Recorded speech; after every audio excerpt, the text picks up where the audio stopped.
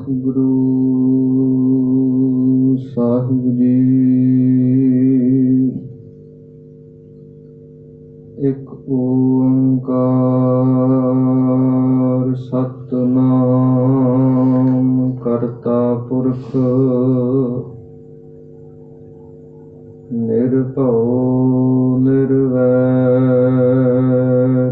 ਅਕਾਲ ਮੂਰਤ ਅਜੂਨੀ ਸੈਭੰ ਗੁਰ ਪ੍ਰਸਾਦ ਜਪ ਆਦਿ ਸੱਚ ਜੁਗਾਦਿ ਸੱਚ ਹੈ ਭੀ ਸੱਚ ਨਾਨਕ ਹੋਸੀ ਭੀ ਸੱਚ।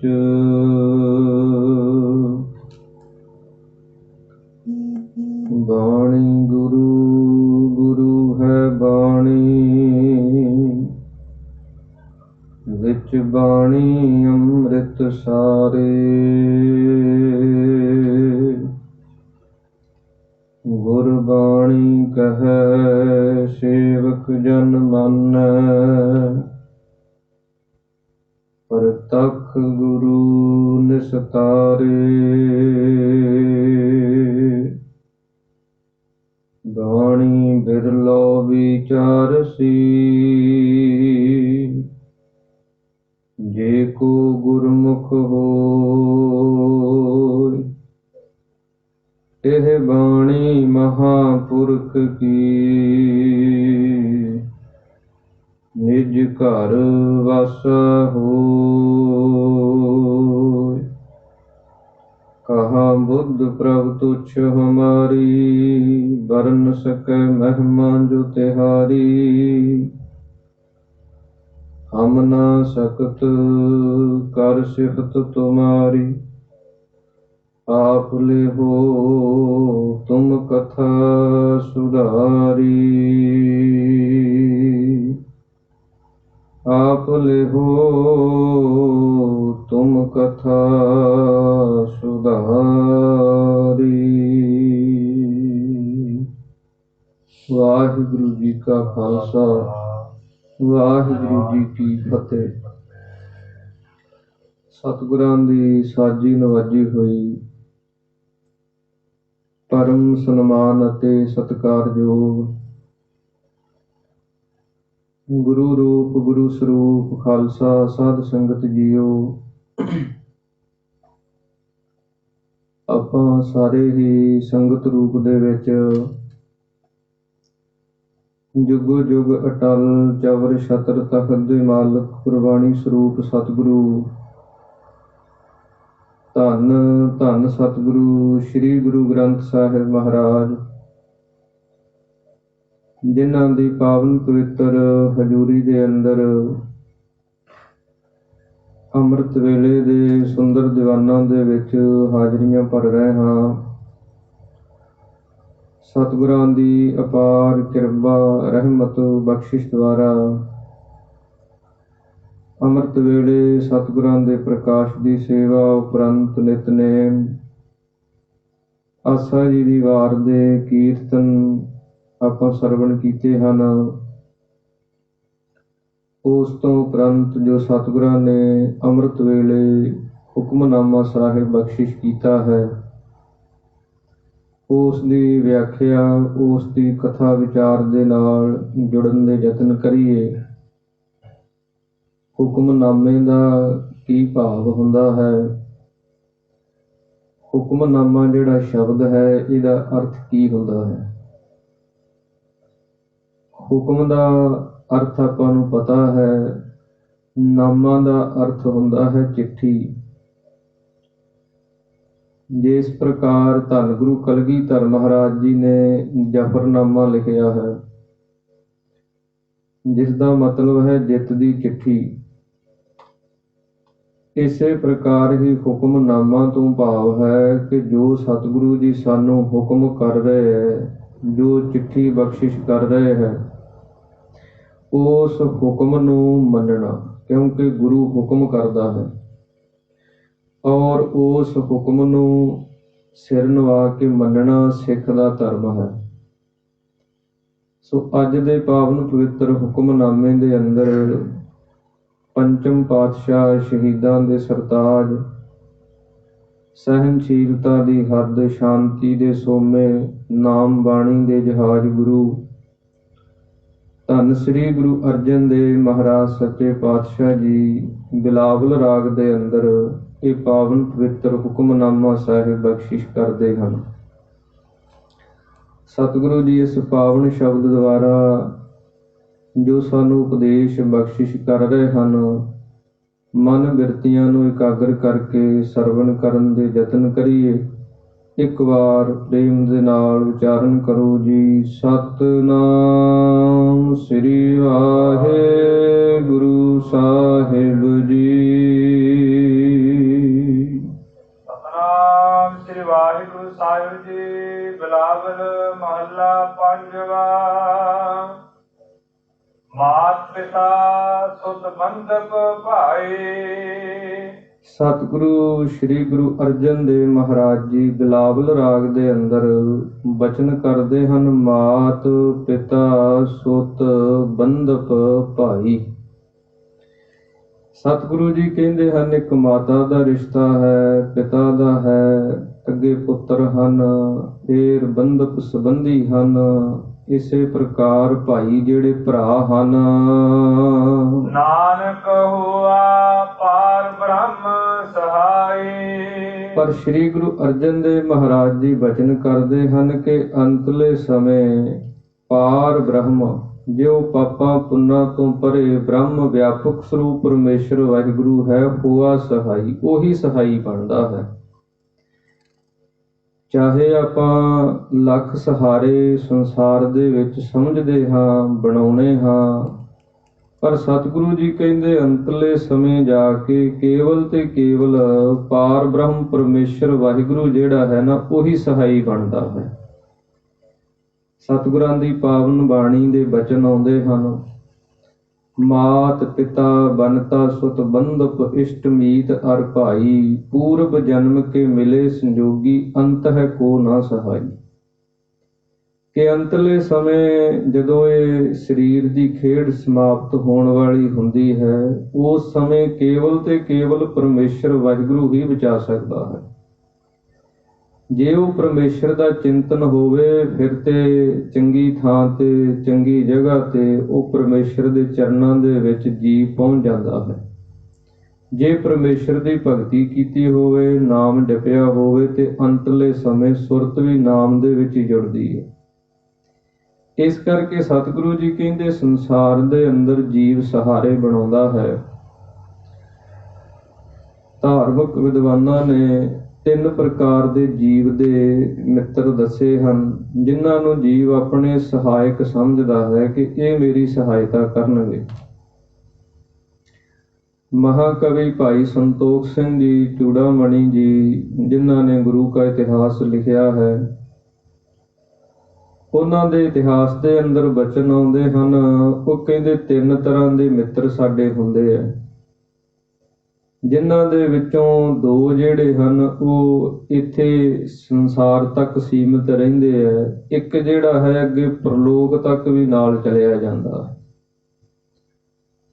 ਮਹਾਕਵੀ ਭਾਈ ਸੰਤੋਖ ਸਿੰਘ ਜੀ ਦੇ ਬਚਨ ਆਉਂਦੇ ਹਨ। ਧਨ ਕੁਟੰਬ ਅਰ ਮੀਤ ਤੀਨ ਨਰਨ।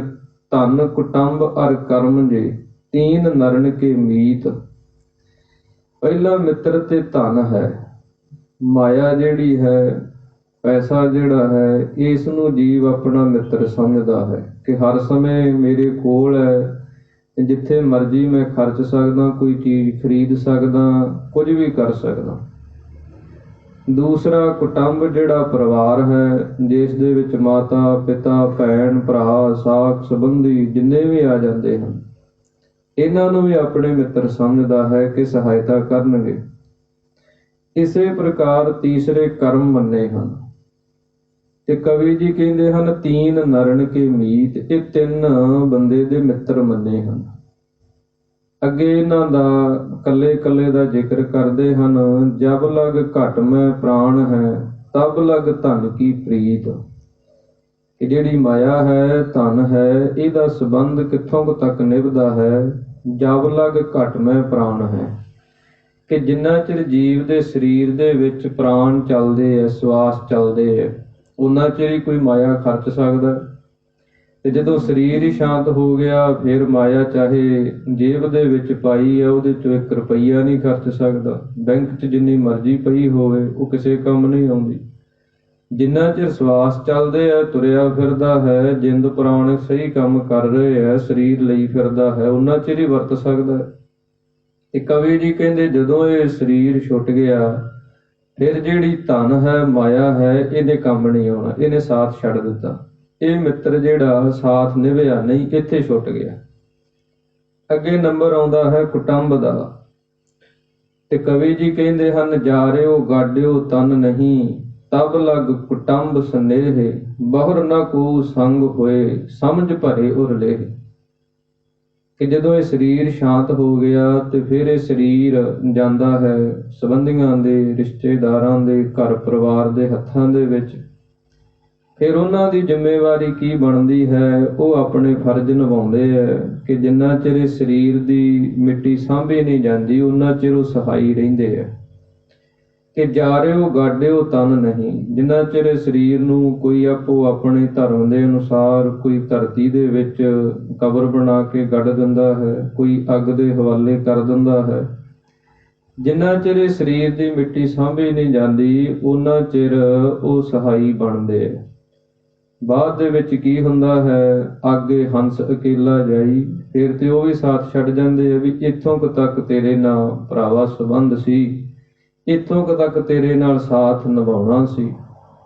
ਤੇ ਅੱਗੇ ਕਵੀ ਜੀ ਕਹਿੰਦੇ ਹਨ, ਤੀਜੋ ਮਿੱਤਰ ਕਰਮ ਜੋ, ਸੰਗੀ ਸਦ ਹੀ ਜਾਨ, ਜਹ ਜਾਏ ਤਹ ਜਾਤ ਹੈ, ਹੋਤ ਨਹੀਂ ਕਬ ਭੰਗ।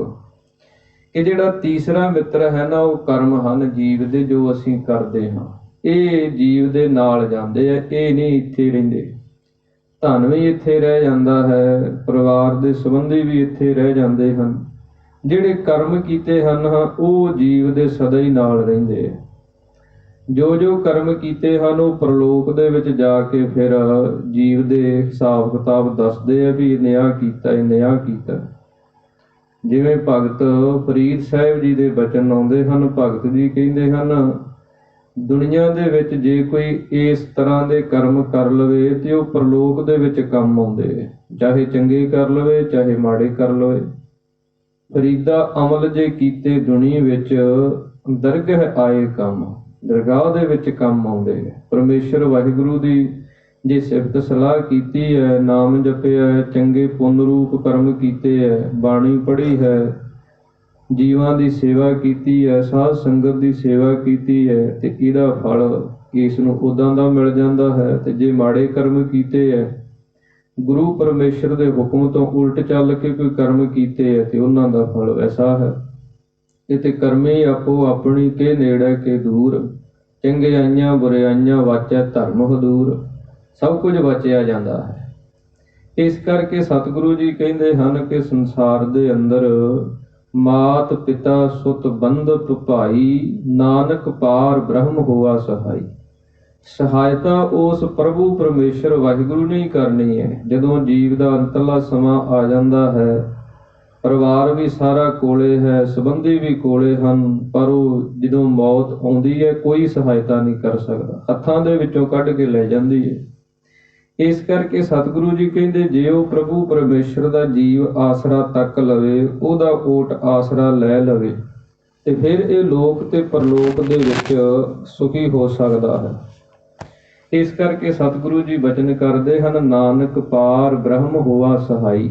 ਉਹ ਪ੍ਰਭੂ ਪਰਮੇਸ਼ਰ ਵਾਹਿਗੁਰੂ ਇਹ ਜੀਵ ਦੀ ਸਹਾਇਤਾ ਕਰਨ ਵਾਲਾ, ਲੋਕ ਪਰਲੋਕ ਦੇ ਵਿੱਚ ਕਰਤਾ ਪੁਰਖ ਖਲੋਆ, ਵਾਲ ਨਾ ਵਿੰਗਾ ਹੋਆ। ਉਹ ਕਰਤਾ ਪੁਰਖ ਪਰਮੇਸ਼ਰ ਵਾਹਿਗੁਰੂ ਇਹਦੀ ਸਹਾਇਤਾ ਕਰਨ ਵਾਲਾ ਬਣਦਾ ਹੈ। ਸੁਖ ਸਹਿਜ ਆਨੰਦ ਘੜੇ। ਸਤਿਗੁਰੂ ਜੀ ਅੱਗੇ ਬਚਨ ਕਰਦੇ ਹਨ ਕਿ ਜੇ ਉਹ ਪਰਮੇਸ਼ਰ ਵਾਹਿਗੁਰੂ ਜਦੋਂ ਸਹਾਈ ਬਣ ਜਾਂਦਾ ਹੈ, ਤੇ ਫਿਰ ਜੀਵ ਦੇ ਮਾਤਾ ਪਿਤਾ, ਇਹ ਜਿਹੜੇ ਰਿਸ਼ਤੇ ਨਾਤੇ, ਇਹ ਵੀ ਬਦਲ ਜਾਂਦੇ ਹਨ। ਜਿਵੇਂ ਪ੍ਰਤੱਖ ਰੂਪ ਦੇ ਵਿੱਚ ਸਾਡੇ ਮਾਤਾ ਪਿਤਾ, ਭੈਣ ਭਰਾ, ਸੰਬੰਧੀ ਹੁੰਦੇ ਹਨ, ਇਸੇ ਪ੍ਰਕਾਰ ਹੀ ਸਤਿਗੁਰੂ ਜੀ ਕਹਿੰਦੇ ਮਤ ਮਾਤਾ ਸੰਤੋਖ ਪਿਤਾ। ਜਦੋਂ ਪ੍ਰਭੂ ਪਰਮੇਸ਼ਰ ਵਾਹਿਗੁਰੂ ਸਹਾਇਤਾ ਕਰਦਾ ਹੈ ਤੇ ਜੀਵ ਦੀ ਸ੍ਰੇਸ਼ਟ ਮਤ ਜਿਹੜੀ ਹੈ, ਉਜਲ ਮਤ ਹੈ, ਇਹ ਮਾਤਾ ਦੀ ਨਿਆਈ ਬਣ ਜਾਂਦੀ ਹੈ, ਜਿਹੜੀ ਇਸ ਨੂੰ ਮਾੜੇ ਕਰਮਾਂ ਤੋਂ ਰੋਕਦੀ ਹੈ।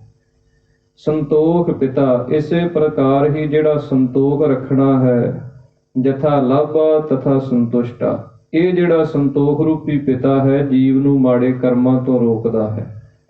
ਇਸੇ ਪ੍ਰਕਾਰ ਪੁੱਤਰ ਦੀ ਨਿਆਈ ਜੋ ਅੰਦਰ ਬ੍ਰਹਮ ਗਿਆਨ ਪੈਦਾ ਹੋਣਾ ਹੈ, ਉਹ ਜੀਵ ਦੀ ਰੱਖਿਆ ਕਰਦਾ ਹੈ। ਇਸੇ ਪ੍ਰਕਾਰ ਹੀ ਜੋ ਬੰਧਪ ਸੰਬੰਧੀਆਂ ਰਿਸ਼ਤੇਦਾਰੀਆਂ ਦੇ ਨਾਤੇ ਇਹਨਾਂ ਦੇ ਅਨੁਰੂਪ ਜੋ ਸ਼ੁਭ ਗੁਣ ਹਨ, ਸਤ, ਸੰਤੋਖ, ਦਇਆ, ਧਰਮ, ਧੀਰਜ, ਵਿਰਾਗ, ਵਿਵੇਕ, ਇਹ ਸੰਬੰਧੀਆਂ ਦੀ ਨਿਆਈ ਦੀ ਸਹਾਇਤਾ ਕਰਦੇ ਹਨ। ਇਸੇ ਪ੍ਰਕਾਰ ਹੀ ਭਾਈ ਭਰਾਵਾਂ ਦੀ ਨਿਆਈ ਜੋ ਸਰਵਣ, ਮੰਨਣ, ਨਿਧਿਆਸਣ, ਤਤੰ ਦਾ ਸੋਧਨ, ਇਹ ਜਿਗਿਆਸੂ ਦੇ ਕਰਮ ਹਨ। ਜਿਹੜਾ ਪਰਮੇਸ਼ਰ ਦੀ ਭਗਤੀ ਦੇ ਮਾਰਗ ਤੇ ਚੱਲਿਆ ਹੈ, ਜਦੋਂ ਪਰਮੇਸ਼ਰ ਵਾਹਿਗੁਰੂ ਸਹਾਇਤਾ ਕਰੇ ਤੇ ਫਿਰ ਉਹਦਾ ਇਹ ਸ਼ੁਭ ਗੁਣਾਂ ਦਾ, ਦੈਵੀ ਗੁਣਾਂ ਦਾ ਜਿਹੜਾ ਪਰਿਵਾਰ ਹੈ, ਇਹ ਬਣ ਜਾਂਦਾ ਹੈ। ਇਹ ਫਿਰ ਉਸ ਦੀ ਸਹਾਇਤਾ ਵਾਲਾ ਬਣ ਜਾਂਦਾ ਹੈ। ਅੱਗੇ ਸਤਿਗੁਰੂ ਜੀ ਬਚਨ ਕਰਦੇ ਹਨ, ਸੂਖ ਸਹਿਜ ਆਨੰਦ ਘਣੇ। ਜਦੋਂ ਇਹ ਸ਼ੁਭ ਗੁਣ ਅੰਦਰ ਵਸ ਜਾਂਦੇ ਹਨ, ਇਹਨਾਂ ਦਾ ਪਰਿਵਾਰ ਬਣ ਜਾਂਦਾ ਹੈ ਤੇ ਫਿਰ ਆਤਮਿਕ ਸੁਖ ਜਿਹੜਾ ਇਹਦੀ ਪ੍ਰਾਪਤੀ ਹੁੰਦੀ ਹੈ। ਸਹਿਜ ਜਿਹੜਾ ਗਿਆਨ ਹੈ ਉਹਦੀ ਪ੍ਰਾਪਤੀ ਹੁੰਦੀ ਹੈ। ਆਨੰਦ ਜਿਹੜਾ ਖੇੜਾ ਹੈ, ਉਸ ਅਵਸਥਾ ਨੂੰ ਜੀ ਪ੍ਰਾਪਤ ਕਰਦਾ ਹੈ। ਗੁਰਪੂਰਾ ਪੂਰੀ ਜਾ ਕੀ ਬਾਣੀ। ਸਤਿਗੁਰੂ ਜੀ ਬਚਨ ਕਰਦੇ ਹਨ, ਪੂਰਾ ਗੁਰੂ ਹੈ ਤੇ ਪੂਰੇ ਗੁਰੂ ਦੀ ਬਾਣੀ ਵੀ ਪੂਰੀ ਹੈ। ਪੂਰੇ ਕਾ ਕੀਆ ਸਭ ਕਿਛ ਪੂਰਾ, ਘੱਟ ਵੱਧ ਕਿਛ ਨਾਹੀ। ਸਤਿਗੁਰੂ ਜੀ ਬਚਨ ਕਰਦੇ ਹਨ, ਇਹ ਚੰਗੇ ਗੁਣ, ਇਹ ਸ਼ੁਭ ਗੁਣ ਕਿੱਥੋਂ ਪ੍ਰਾਪਤ ਹੁੰਦੇ ਆ? ਗੁਰੂ ਦੇ ਪਾਸੋਂ ਪ੍ਰਾਪਤ ਹੁੰਦੇ। ਇਸ ਕਰਕੇ ਜਿਹੜਾ ਗੁਰੂ ਹੈ, ਗੁਰੂ ਤੋਂ ਭਾਵ ਕੀ ਹੈ? ਗੁਰੂ ਦਾ ਅਰਥ ਕੀ ਹੈ? ਗੋ ਨਾਮ ਅਗਿਆਨ ਦਾ ਹੈ, ਰੂ ਨਾਮ ਪ੍ਰਕਾਸ਼ ਦਾ ਹੈ। ਜਿਹੜਾ ਸਾਡੇ ਅੰਦਰੋਂ ਅਗਿਆਨਤਾ ਨੂੰ ਦੂਰ ਕਰਕੇ ਗਿਆਨ ਦਾ ਦੀਵਾ ਜਗਾ ਦਿੰਦਾ ਹੈ, ਉਹ ਗੁਰੂ ਹੈ। ਜਿਹੜਾ ਸਾਡੇ ਮਨ ਅੰਦਰ ਗਿਆਨ ਦਾ ਦੀਵਾ ਜਗਾ ਕੇ ਸਾਨੂੰ ਰੌਸ਼ਨੀ ਬਖਸ਼ਦਾ ਹੈ। ਗੁਰਬਾਣੀ ਇਸ ਜਗ ਮਹਿ ਚਾਨਣ, ਕਰਮ ਵਸੈ ਮਨ ਆਏ। ਗੁਰਬਾਣੀ ਇਸ ਜਗਤ ਦੇ ਵਿੱਚ ਚਾਨਣ ਹੈ, ਰੌਸ਼ਨੀ ਹੈ। ਜਿਹੜਾ ਆਪਣੇ ਜੀਵਨ ਨੂੰ ਗੁਰਬਾਣੀ ਦੀ ਰੌਸ਼ਨੀ ਦੇ ਅਨੁਸਾਰ ਜਿਉਂਦਾ ਹੈ, ਢਾਲਦਾ ਹੈ, ਉਹਨੂੰ ਸਤਿਗੁਰੂ ਜੀ ਕਹਿੰਦੇ ਸੁਖ ਦੀ ਪ੍ਰਾਪਤੀ ਹੁੰਦੀ ਹੈ। ਇਸ ਕਰਕੇ ਪੂਰਾ ਗੁਰ ਪੂਰੀ ਜਾ ਕੀ ਬਾਣੀ। ਜਿੱਥੇ ਸਤਿਗੁਰੂ ਸ੍ਰੀ ਗੁਰੂ ਗ੍ਰੰਥ ਸਾਹਿਬ ਮਹਾਰਾਜ ਜੀ ਕਲਯੁਗ ਦੇ ਸਮੇਂ ਦੇ ਵਿੱਚ ਪੂਰਨ ਗੁਰੂ ਹਨ, ਕਿਉਂਕਿ ਕੇਵਲ ਤੇ ਕੇਵਲ ਧੰਨ ਸ੍ਰੀ ਗੁਰੂ ਗ੍ਰੰਥ ਸਾਹਿਬ ਮਹਾਰਾਜ ਜੀ ਹੀ ਪੂਰਨ ਰੂਪ ਦੇ ਵਿੱਚ ਸਾਰੇ ਧਰਮਾਂ ਨੂੰ ਸਾਂਝਾ ਉਪਦੇਸ਼ ਬਖਸ਼ਿਸ਼ ਕਰ ਰਹੇ ਹਨ। ਹੋਰ ਧਾਰਮਿਕ ਗ੍ਰੰਥਾਂ ਨੂੰ ਜਦੋਂ ਆਪਾਂ ਵਾਚਦੇ ਹਾਂ, ਹਿੰਦੂ ਧਰਮ ਦੇ ਗ੍ਰੰਥ ਹਨ, ਵੇਦ ਹਨ, ਸ਼ਾਸਤਰ ਹਨ, ਸਿਮਰਤੀਆਂ ਹਨ, ਇਸੇ ਪ੍ਰਕਾਰ ਪੁਰਾਣ ਹਨ। ਉਹਨਾਂ ਦੇ ਵਿੱਚ ਦੂਸਰੇ ਧਰਮ ਬਾਰੇ, ਮੁਸਲਮਾਨੀ ਧਰਮ ਬਾਰੇ ਜਾਂ ਕਿਸੇ ਗੈਰ ਧਰਮ ਬਾਰੇ ਕੋਈ ਉਪਦੇਸ਼ ਨਹੀਂ ਹੈ। ਇਸੇ ਪ੍ਰਕਾਰ ਮੁਸਲਮਾਨੀ ਧਰਮ ਦੀ ਕੁਰਾਨ, ਅੰਜੀਲ ਜਿਹੜੀ ਹੈ, ਉਸ ਨੂੰ ਪੜ੍ਹ ਲਓ। ਉਹਦੇ ਵਿੱਚ ਮੁਸਲਮਾਨੀ ਮਤ ਨੂੰ ਉਪਦੇਸ਼ ਹੈ, ਹੋਰ ਧਰਮਾਂ ਨੂੰ ਨਹੀਂ ਹੈ। ਪਰ ਧੰਨ ਸ੍ਰੀ ਗੁਰੂ ਗ੍ਰੰਥ ਸਾਹਿਬ ਮਹਾਰਾਜ ਜੀ ਦੀ ਪਾਵਨ ਬਾਣੀ ਪੜ੍ਹੀਏ, ਖੱਤਰੀ, ਬ੍ਰਾਹਮਣ, ਸੂਦ, ਵੈਸ, ਉਪਦੇਸ਼ ਚਹੁ ਵਰਨਾ ਕੋ ਸਾਂਝਾ। ਇੱਥੇ ਸਭ ਨੂੰ ਹੀ ਉਪਦੇਸ਼ ਹੈ। ਮੁਸਲਮਾਨ ਮੋਮ ਦਿਲ ਹੋਵੇ, ਇਹ ਮੁਸਲਮਾਨ ਨੂੰ ਉਪਦੇਸ਼ ਹੈ। ਇਸੇ ਪ੍ਰਕਾਰ ਹੀ ਸਤਿਗੁਰਾਂ ਨੇ ਸਾਰੇ ਧਰਮਾਂ ਦਾ ਸਾਂਝਾ ਉਪਦੇਸ਼ ਇਸ ਪਾਵਨ ਗੁਰਬਾਣੀ ਦੇ ਅੰਦਰ ਬਖਸ਼ਿਸ਼ ਕੀਤਾ ਹੈ। ਇਸ ਕਰਕੇ ਸਤਿਗੁਰੂ ਜੀ ਕਹਿੰਦੇ ਕਲਯੁਗ ਦੇ ਸਮੇਂ ਦੇ ਵਿੱਚ ਧੰਨ ਸ੍ਰੀ ਗੁਰੂ ਗ੍ਰੰਥ ਸਾਹਿਬ ਮਹਾਰਾਜ ਜੀ ਜਿੱਥੇ ਪੂਰਨ ਗੁਰੂ ਹਨ, ਉੱਥੇ ਸਤਿਗੁਰਾਂ ਦੀ ਪਾਵਨ ਗੁਰਬਾਣੀ ਦੁਆਰਾ ਜਿਹੜੇ ਉਪਦੇਸ਼ ਹਨ, ਉਹ ਵੀ ਪੂਰਨ ਹਨ। ਅਨੇਕ ਗੁਣਾ ਜਾ ਕੇ ਜਾਹੇ ਨਾ ਗਣੇ। ਸਤਿਗੁਰੂ ਜੀ ਕਹਿੰਦੇ ਹਨ, ਅਨੇਕਾਂ ਗੁਣ ਹਨ ਉਹ ਪਰਮੇਸ਼ਰ ਵਾਹਿਗੁਰੂ ਦੇ, ਜਿਹੜੇ ਗਿਣੇ ਨਹੀਂ ਜਾ ਸਕਦੇ। ਕਿਹੜਾ ਕਿਹੜਾ ਗੁਣ ਹੈ, ਕਿਹੜੀ ਕਿਹੜੀ ਸਿਫਤ ਹੈ ਜਿਹੜੀ ਆਪਾਂ ਉਸ ਪਰਮੇਸ਼ਰ ਦੀ ਗਿਣ ਸਕਦੇ ਹਾਂ। ਤੇਰੇ ਕਵਣ ਕਵਣ ਗੁਣ ਕਹਿ ਕਹਿ ਗਾਵਾਂ, ਤੂੰ ਸਾਹਿਬ ਗੁਣੀ ਨਿਧਾਨਾ। ਤੁਮਰੀ ਮਹਿਮਾ ਵਰਨ ਨਾ ਸਾਕੋ, ਤੂੰ ਠਾਕੁਰ ਊਚ ਭਗਵਾਨਾ। ਕਿ ਪਰਮੇਸ਼ਰ ਵਾਹਿਗੁਰੂ ਤੇਰੇ ਗੁਣ, ਤੇਰੀਆਂ ਵਡਿਆਈਆਂ, ਤੇਰੀਆਂ ਸਿਫਤਾਂ ਇੱਕ ਜ਼ਬਾਨ ਦੁਆਰਾ ਕੀ ਕੋਈ ਬਿਆਨ ਕਰੇ। ਇਸ ਕਰਕੇ ਸਤਿਗੁਰੂ ਜੀ ਕਹਿੰਦੇ ਹਨ, ਉਸ ਪਰਮੇਸ਼ਰ ਦੇ ਗੁਣ, ਉਹਦੀਆਂ ਬਖਸ਼ਿਸ਼ਾਂ, ਉਹਦੀਆਂ ਵਡਿਆਈਆਂ ਨੂੰ ਆਪਾਂ ਜੀਵ ਕੀ ਗਿਣ ਕੇ ਦੱਸ ਸਕਦੇ ਹਾਂ। ਵਿਸਰਾਮ ਦੇ ਕੇ ਅੱਗੇ ਫਰਮਾਉਂਦੇ ਹਨ। ਸਗਲ ਸਰੰਜਾਮ ਕਰੇ ਪ੍ਰਭ ਆਪੇ। ਕੀ ਗੁਣ ਹਨ ਉਹ ਪਰਮੇਸ਼ਰ ਵਾਹਿਗੁਰੂ ਦੇ? ਸਤਿਗੁਰੂ ਜੀ ਸਾਨੂੰ ਸਮਝਾਉਂਦੇ ਹਨ ਕਿ ਸਗਲ ਸਰੰਜਾਮ ਕਰੇ ਪ੍ਰਭ ਆਪੇ, ਕਿ ਜਿੰਨੇ ਜੀਵ ਹਨ ਉਹਨਾਂ ਦੀ ਉਤਪਤੀ, ਲੈਤਾ, ਪਾਲਣਾ ਦਾ ਜਿਹੜਾ ਇਹ ਕਾਰਜ ਹੈ ਉਹ ਪਰਮੇਸ਼ਰ ਵਾਹਿਗੁਰੂ ਆਪ ਹੀ ਕਰ ਰਿਹਾ ਹੈ। ਆਪ ਹੀ ਉਹ ਚਾਰ ਖਾਣੀਆਂ ਦੁਆਰਾ ਸ੍ਰਿਸ਼ਟੀ ਨੂੰ ਪੈਦਾ ਕਰ ਰਿਹਾ ਹੈ। ਅੰਡਜ, ਜੇਰਜ, ਸੇਤਜ, ਉਤਪੁਜ ਤੇਰੇ ਕੀਏ ਜਨਤਾ। ਉਹ ਆਪ ਹੀ ਪਰਮੇਸ਼ਰ ਵਾਹਿਗੁਰੂ ਤਰ੍ਹਾਂ ਤਰ੍ਹਾਂ ਦੇ ਜੀਵ, ਤਰ੍ਹਾਂ ਤਰ੍ਹਾਂ ਦੀ ਰਚਨਾ ਨੂੰ ਰਚ ਰਿਹਾ ਹੈ। ਫਿਰ ਉਹਨਾਂ ਸਭ ਦੀ ਪਾਲਣਾ ਵੀ ਉਹ ਪਰਮੇਸ਼ਰ ਵਾਹਿਗੁਰੂ ਆਪ ਕਰ ਰਿਹਾ ਹੈ। ਧੰਨ ਗੁਰੂ ਕਲਗੀਧਰ ਮਹਾਰਾਜ ਜੀ ਦੇ ਬਚਨ ਆਉਂਦੇ ਹਨ। ਦੀਨਨ ਕੀ ਪ੍ਰਤਪਾਲ ਕਰੈ, ਨਿਤ ਸੰਤ ਉਬਾਰ ਗਨੀਮਨ ਗਾਰੈ। ਪਛ ਪਸ਼ੂ ਨਗ ਨਾਗ ਨਰਾਧ, ਸਰਬ ਸਮੈ ਸਭ ਕੋ ਪ੍ਰਤਪਾਰੈ। ਪੂਖਤ ਹੈ ਜਲ ਮੈਂ ਥਲ ਮੈਂ ਪਲ ਮੈਂ, ਕਲ ਕੇ ਨਹੀਂ ਕਰਮ ਵਿਚਾਰੈ। ਦੀਨ ਦਇਆਲ ਦਇਆ ਨਿਧ, ਦੋਖਣ ਦੇਖਤ ਹੈ ਪਰ ਦੇਤ ਨਾ ਹਾਰੈ। ਕਿੱਡੇ ਗੁਣ ਹਨ ਉਹ ਪਰਮੇਸ਼ਰ ਦੇ, ਜਿਹੜਾ ਸਾਡੇ ਗੁਨਾਹਾਂ ਨੂੰ, ਸਾਡੇ ਪਾਪ ਰੂਪ ਕਰਮਾਂ ਨੂੰ ਦੇਖ ਵੀ ਰਿਹਾ ਤੇ ਫਿਰ ਵੀ ਸਾਨੂੰ ਰਿਜ਼ਕ ਦੇ ਰਿਹਾ। ਇਨਸਾਨ ਦੇ ਵੱਸ ਹੋਵੇ ਤੇ ਇਨਸਾਨ ਕਿਸੇ ਦਾ ਕੋਈ ਮਾੜਾ ਕਰਮ ਦੇਖ ਲਵੇ ਤੇ ਫਿਰ ਕਹਿੰਦਾ ਇਹਨੂੰ ਕੁਝ ਨਹੀਂ ਦੇਣਾ, ਇਹ ਮਾੜੇ ਕਰਮ ਕਰਦਾ। ਪਰ ਉਹ ਪਰਮੇਸ਼ਰ ਵਾਹਿਗੁਰੂ ਕੈਸਾ ਦਿਆਲੂ ਹੈ, ਕੈਸਾ ਕਿਰਪਾਲੂ ਹੈ। ਜਾਨ ਕੋ ਦੇਤ ਅਜਾਨ ਕੋ ਦੇਤ, ਜ਼ਮੀਨ ਕੋ ਦੇਤ ਜਮਾਨ ਕੋ ਦਹਿ ਹੈ। ਕਾਹੇ ਕੋ ਡੋਲਤ ਹੈ ਤੁਮਰੀ, ਸੁਧ ਸੁੰਦਰ ਸ੍ਰੀ ਪਦਮਾ ਪਤ ਲੈ ਹੈ। ਸਤਿਗੁਰੂ ਗੁਰੂ ਕਲਗੀਧਰ ਮਹਾਰਾਜ ਜੀ ਬਚਨ ਕਰਦੇ ਹਨ ਕਿ ਜਿਹੜਾ ਜਿਨ੍ਹਾਂ ਦੇ ਵਿੱਚ ਕੋਈ ਜਾਨ ਨਹੀਂ ਹੈ ਉਹਨਾਂ ਨੂੰ ਵੀ ਦੇ ਰਿਹਾ ਹੈ, ਤੇ ਜਿਨ੍ਹਾਂ ਦੇ ਵਿੱਚ ਕੋਈ ਜਾਨ ਹੈ ਉਹਨਾਂ ਨੂੰ ਵੀ ਦੇ ਰਿਹਾ ਹੈ। ਜਿਹੜੇ ਜ਼ਮੀਨ ਦੇ ਵਿੱਚ ਰਹਿਣ ਵਾਲੇ ਉਹਨਾਂ ਨੂੰ ਵੀ ਰਿਜ਼ਕ ਦੇ ਰਿਹਾ, ਜਿਹੜੇ ਆਕਾਸ਼ਾਂ 'ਚ ਰਹਿਣ ਵਾਲੇ ਉਹਨਾਂ ਨੂੰ ਵੀ ਰਿਜ਼ਕ ਦੇ ਰਿਹਾ। ਇਸ ਕਰਕੇ ਸਤਿਗੁਰੂ ਜੀ ਕਹਿੰਦੇ ਸਗਲ ਸਰੰਜਾਮ ਕਰੇ ਪ੍ਰਭ ਆਪੇ। ਸਭ ਦੇ ਰਿਜ਼ਕ ਦਾ ਇੰਤਜ਼ਾਮ, ਸਭ ਦੀ ਖੁਰਾਕ ਦਾ ਇੰਤਜ਼ਾਮ, ਸਭ ਦੀ ਉਤਪਤੀ, ਪਾਲਣਾ ਤੇ ਲੈਤਾ ਕਰਨ ਦਾ ਜਿਹੜਾ ਕਾਰਜ ਹੈ ਇਹ ਪਰਮੇਸ਼ਰ ਵਾਹਿਗੁਰੂ ਆਪ ਹੀ ਕਰ ਰਿਹਾ ਹੈ। ਸਰਬ ਪਾਲਕ, ਸਰਬ ਘਾਲਕ, ਸਰਬ ਕੋ ਪੁਨਕਾਲ। ਸਭ ਦੀ ਪਾਲਣਾ, ਸਭ ਨੂੰ ਘੱਲਣ ਵਾਲਾ, ਸਭ ਦਾ ਅੰਤ ਕਰਨ ਵਾਲਾ ਉਹ ਆਪ ਹੀ ਸਾਰੇ ਇਹ ਪ੍ਰਬੰਧ ਨੂੰ ਸੰਭਾਲ ਰਿਹਾ ਹੈ। ਭਏ ਮਨੋਰਥ ਸੋ ਪ੍ਰਭ ਜਾਪੇ। ਸਤਿਗੁਰੂ ਜੀ ਕਹਿੰਦੇ ਹਨ ਜੇ ਉਹ ਪ੍ਰਭੂ ਪਰਮੇਸ਼ਰ ਨੂੰ ਜਾਪੇ ਕਿ ਇਹ ਜੀਵ ਜਪਣ ਲੱਗ ਜਾਏ, ਜੇ ਉਹ ਪ੍ਰਭੂ ਪਰਮੇਸ਼ਰ ਦੇ ਨਾਮ ਦਾ ਜਾਪ ਜਿਹੜਾ ਉਹ ਕਰਨ ਲੱਗ ਪਵੇ ਤੇ ਭਏ ਮਨੋਰਥ, ਫਿਰ ਇਹਦੇ ਜਿਹੜੇ ਮਨ ਦੇ ਜਿਹੜੇ ਮਨੋਰਥ ਹਨ, ਸੰਕਲਪ ਹਨ, ਪੁਰਨੇ ਹਨ, ਇਛਾਵਾਂ ਹਨ, ਉਹ ਪੂਰਨ ਹੋਣ ਲੱਗ ਜਾਂਦੀਆਂ। ਜੇ ਉਹ ਪ੍ਰਭੂ ਪਰਮੇਸ਼ਰ ਦਾ ਚਿੰਤਨ ਕਰਨ ਲੱਗ ਪਵੇ, ਉਹਦਾ ਨਾਮ ਜਪਣ ਲੱਗ ਜਾਵੇ। ਇਸ ਕਰਕੇ ਸਤਿਗੁਰੂ ਜੀ ਕਹਿੰਦੇ ਹਨ ਉਹ ਪ੍ਰਭੂ ਪਰਮੇਸ਼ਰ ਨੂੰ ਜਪ ਕੇ ਜਿਹੜਾ ਇਹ ਜੀਵਨ ਦੀ ਸਫਲਤਾ ਦਾ ਮਨੋਰਥ ਹੈ, ਲੋਕ ਤੇ ਪਰਲੋਕ ਸੁਹੇਲੇ ਹੋਣ ਦਾ ਮਨੋਰਥ ਹੈ, ਇਸ ਮਨੁੱਖੀ ਜਾਮੇ ਦੀ ਸਫਲਤਾ ਦਾ ਮਨੋਰਥ ਹੈ, ਪ੍ਰਭੂ ਪਰਮੇਸ਼ਰ ਦੀ ਅਭੇਦਤਾ ਦਾ ਜਿਹੜਾ ਮਨੋਰਥ ਹੈ, ਇਹ ਸਾਰਾ ਹੀ ਇਸ ਦਾ ਸਿੱਧ ਹੋ ਜਾਂਦਾ ਹੈ। ਅਰਥ ਧਰਮ ਕਾਮ ਮੋਖ ਕਾ ਦਾਤਾ। ਸਤਿਗੁਰੂ ਜੀ ਕਹਿੰਦੇ ਸੰਸਾਰ ਦੇ ਅੰਦਰ ਜੀਵ ਇਹ ਚਾਰ ਪਦਾਰਥਾਂ ਵਾਸਤੇ ਸਾਰੀ ਯਤਨ ਕਰਦਾ ਰਹਿੰਦਾ ਹੈ। ਧਰਮ, ਅਰਥ, ਕਾਮ, ਮੋਹ। ਕਿ ਧਰਮ ਜਿਹੜੇ ਸ਼ੁਭ ਗੁਣ ਹਨ ਉਹ ਵੀ ਜੀਵ ਦੇ ਜੀਵਨ ਦੇ ਵਿੱਚ ਹੋ ਜਾਣ। ਇਸੇ ਪ੍ਰਕਾਰ ਅਰਥ ਜਿਹੜੀ ਮਾਇਆ ਹੈ ਲੋੜ ਅਨੁਸਾਰ ਇਹ ਵੀ ਵਰਤੋਂ ਅਨੁਸਾਰ ਮਿਲਦੀ ਰਵੇ। ਕਾਮ ਜਿਹੜੀਆਂ ਕਾਮਨਾਵਾਂ ਹਨ, ਇਛਾਵਾਂ ਹਨ, ਇਹਨਾਂ ਦੀ ਪੂਰਤੀ ਹੁੰਦੀ ਰਵੇ। ਇਹ ਸਭ ਕੁਝ ਸੰਸਾਰੀ ਕਿਰਤ ਵਿਰਤ ਕਰਦਿਆਂ ਹੋਇਆਂ, ਸ਼ੁਭ ਗੁਣਾਂ ਨੂੰ ਧਾਰਨ ਕਰਦਿਆਂ ਹੋਇਆਂ ਤੇ ਫਿਰ ਮੋਖ ਕਹੀਏ ਮੁਕਤੀ ਵੀ ਹੋ ਜਾਵੇ। ਭੋਗ ਤੇ ਮੋਖ ਇਹ ਦੋਵੇਂ ਪ੍ਰਕਾਰ ਦੇ ਸੁੱਖ ਜਿਹੜੇ ਹਨ ਸਤਿਗੁਰੂ ਜੀ ਕਹਿੰਦੇ ਉਹ ਪਰਮੇਸ਼ਰ ਵਾਹਿਗੁਰੂ ਬਖਸ਼ਣ ਵਾਲਾ। ਇਹ ਨਹੀਂ ਕਿ ਜੇ ਤੈਨੂੰ ਮੁਕਤੀ ਚਾਹੀਦੀ ਹੈ ਤੂੰ ਸੰਸਾਰ ਛੱਡ ਦੇ, ਜੇ ਤੈਨੂੰ ਪਰਮੇਸ਼ਰ ਦੀ ਪ੍ਰਾਪਤੀ ਚਾਹੀਦੀ ਹੈ ਤੇ ਘਰ ਛੱਡ ਦੇ। ਇਹ ਉਪਦੇਸ਼ ਨਹੀਂ ਹੈ। ਸਤਿਗੁਰੂ ਜੀ ਕਹਿੰਦੇ ਇਹ ਵੀ ਤੈਨੂੰ ਮਿਲੇਗਾ, ਪਰ ਜੇ ਤੂੰ ਉਹ ਪਰਮੇਸ਼ਰ ਦਾ ਚਿੰਤਨ ਕਰਨਾ ਚਾਹੇ ਤੇ ਇਹਦੇ ਵਿੱਚ ਰਹਿੰਦਿਆਂ ਹੋਇਆਂ ਵੀ ਤੂੰ ਉਹਦੇ ਨਾਲ ਮਿਲ ਸਕਦਾ। ਇਸ ਕਰਕੇ ਸਤਿਗੁਰੂ ਜੀ ਕਹਿੰਦੇ ਹਨ ਧਰਮ, ਅਰਥ, ਕਾਮ, ਮੋਖ ਕਾ ਦਾਤਾ। ਜਿਹੜੇ ਚਾਰ ਪਦਾਰਥ ਮੰਨੇ ਹਨ ਧਰਮ, ਅਰਥ, ਕਾਮ, ਮੋਖ, ਇਹਨਾਂ ਨੂੰ ਦਾਤਾ ਕਹੀਏ ਦੇਣ ਵਾਲਾ, ਇਹਨਾਂ ਦੀਆਂ ਦਾਤਾਂ ਬਖਸ਼ਣ ਵਾਲਾ ਵੀ ਆਪ ਹੀ ਹੈ। ਪੂਰੇ ਭਏ ਸਿਮਰ ਸਿਮਰ ਵਿਧਾਤਾ। ਸਤਿਗੁਰੂ ਜੀ ਕਹਿੰਦੇ ਕਿਵੇਂ ਮਿਲਦੇ ਹਨ? ਪੂਰੀ ਭਈ ਸਿਮਰ ਸਿਮਰ ਵਿਧਾਤਾ।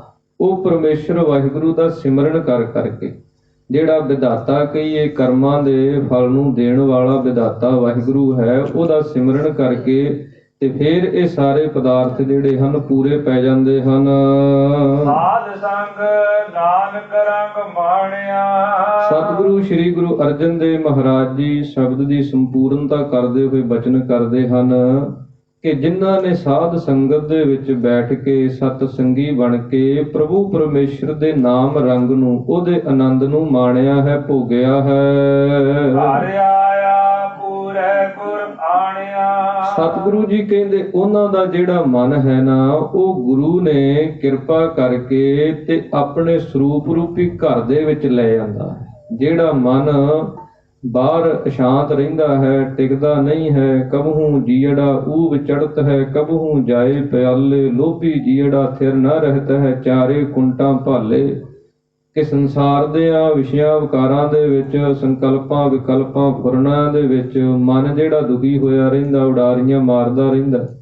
ਪਰ ਜਦੋਂ ਸੰਗਤ ਦੇ ਵਿੱਚ ਆ ਜਾਏ ਤੇ ਸੰਗਤ ਦੇ ਵਿੱਚ ਸ਼ਬਦ ਦੇ ਨਾਲ ਮਨ ਦਾ ਸੰਬੰਧ ਹੋ ਜਾਏ ਤੇ ਫਿਰ ਇਹੀ ਮਨ ਜਿਹੜਾ ਹੈ ਸ਼ਾਂਤ ਹੋ ਕੇ ਟਿਕ ਕੇ ਆਪਣਾ ਜਿਹੜਾ ਅਸਲੀ ਵਾਸਤਵਿਕ ਰੂਪ ਦੇ ਵਿੱਚ ਨਿਜ ਘਰ ਹੈ। ਮਨ ਤੂੰ ਜੋਤ ਸਰੂਪ ਹੈ, ਆਪਣਾ ਮੂਲ ਪਛਾਣ, ਆਪਣੇ ਮੂਲ ਦੀ ਪਛਾਣ ਨੂੰ ਕਰਦਿਆਂ ਹੋਇਆਂ, ਸਤ ਸੰਗੀ ਬਣਦਿਆਂ ਹੋਇਆਂ, ਨਿਤ ਪ੍ਰਤੀ ਸੰਗਤ ਕਰਦਿਆਂ ਹੋਇਆਂ, ਸਤਿਗੁਰੂ ਜੀ ਕਹਿੰਦੇ ਇਹ ਆਪਣੇ ਅਸਲੀ ਘਰ ਦੇ ਵਿੱਚ ਆ ਜਾਂਦਾ ਹੈ।